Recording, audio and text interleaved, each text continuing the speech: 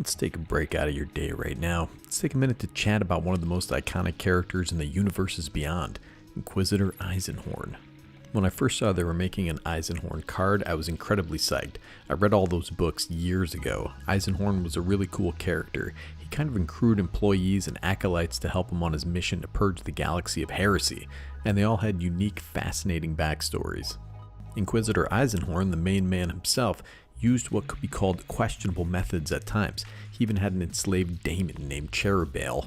Check out the books even if you don't like Warhammer 40k, and be prepared for me to mispronounce a bunch of things in this video. But the books, they have a lot of character. Dan Abnett is an underrated author who really brings the setting to life. Anyways, this isn't a lore video. I did build a commander deck around this guy. You have to drill down to the soul of Eisenhorn and what the mechanics want you to do. Beneath all this, there's an incredibly driven, strong-willed psychic master who uses whatever means are necessary to achieve his ends. One thing Eisenhorn always did was tap the like button with a focus beam of energy and force, and he subscribed to his favorite channel so he could hear all the videos on his missions, brother. Alright, Inquisitor Eisenhorn is 2 blue and a black for a legendary creature, Human Inquisitor. It's a 2/3. You may reveal the first card you draw each turn as you draw it. Whenever you reveal an instant or sorcery card this way, create Cherubale, a legendary 4/4 black demon creature token with flying. Whenever Inquisitor Eisenhorn deals combat damage to a player, investigate that many times. This guy has no evasion, he's got 2 power, he's got an investigative mind, and he's got a beefy demon to back him up. When I first read this card, I was decidedly underwhelmed. Making clues is kinda meh. It's gonna take a little bit of a deck building challenge. But man, there's such flavor here. Eisenhorn inspired devotion in his retinue. He used powerful weapons, priceless marvels, custom bolters built for him by Mechanicus priests. There's definitely something here, and I'm kind of a sucker for Dimir decks anyway. And I don't have one that deals with clues or equipment in Dimir colors. I mean, we're going to need invasion, we're going to need power to get through to generate the clues, and equipment are artifacts, so we can use that as a sub-theme.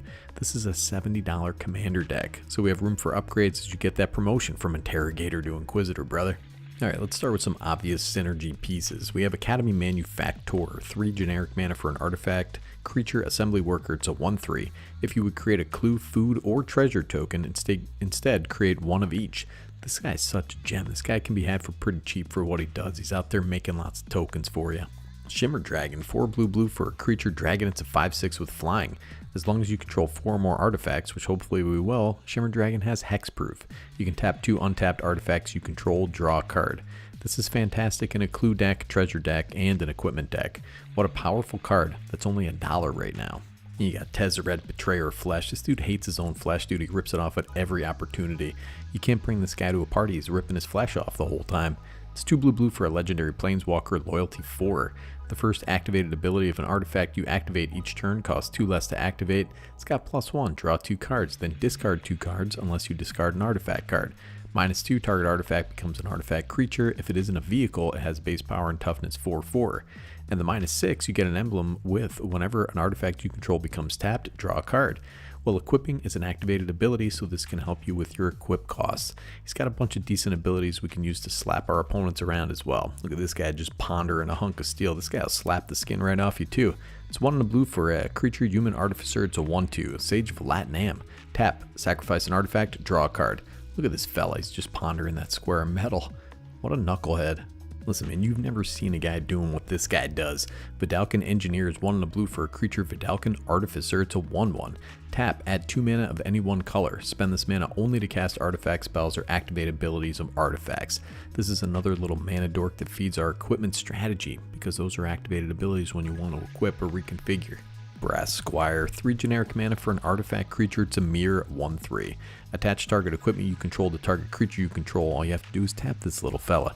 Cute little guy. This guy serves as master just like Eisenhorn's acolytes. What a little cutie too. Armory Automaton, 3 generic mana for an artifact creature construct. It's a 2/2. He goes out there, he says bleep bloop. When he enters the battlefield or attacks, you may attach any number of target equipment to it.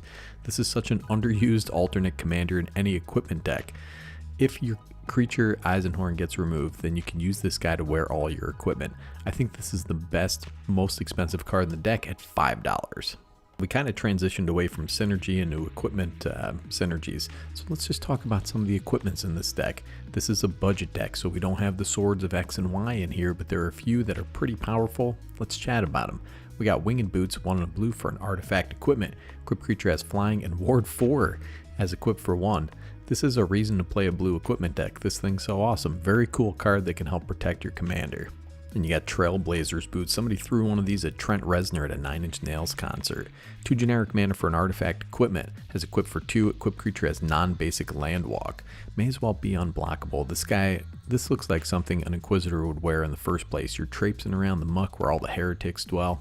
Then we have the Pact Weapon, 3 and a black for an artifact equipment. As long as it's attached to a creature, you don't lose the game for having 0 or less life. Whenever a equipped creature attacks, draw a card and reveal it. The creature gets +X/+X until end of turn, and you lose X life, where X is that card's mana value. Has equipped, discard a card.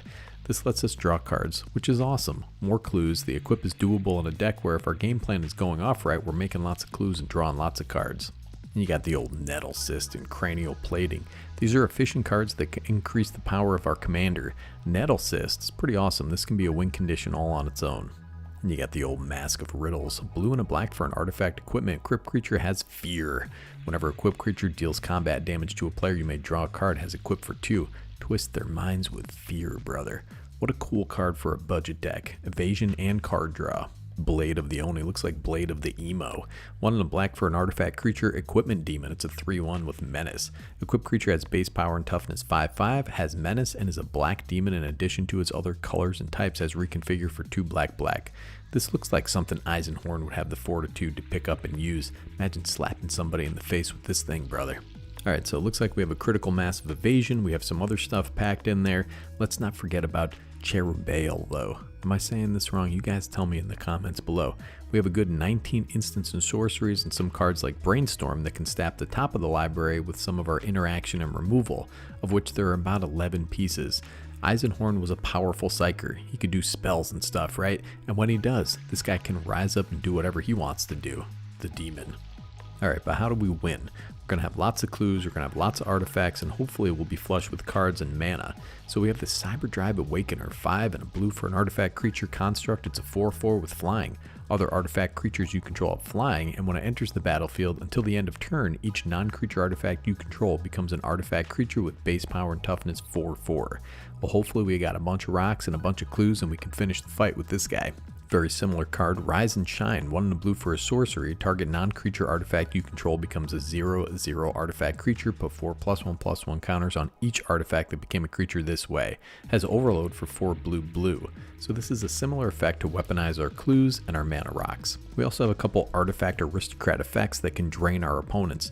We got Disciple of the Vault, Nadir's Nightblade. These drain when we sacrifice clues. These can come out early game, and I'm always surprised by how much damage they end up stacking up.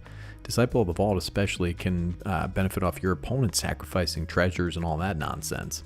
And we got Agent of the Iron Throne, 2 and a black for a legendary enchantment background.